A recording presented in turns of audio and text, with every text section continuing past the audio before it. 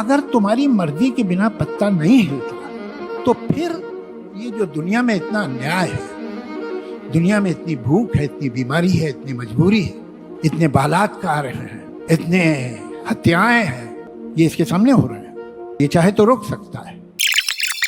Wake up to reality. खुशकी और तरी में लोगों के अमाल के सबब फसाद फैल गया है ताकि अल्लाह उनको उनके बाज अमाल का मजा चखाए। अजब नहीं कि वो बाज आ जाएं।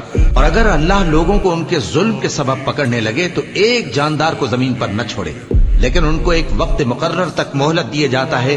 फिर जब वो वक्त आ जाता है तो एक घड़ी न पीछे रह सकते हैं न आगे बढ़ सकते हैं, और कोई शख्स किसी दूसरे के गुनाह का बोझ नहीं उठाएगा।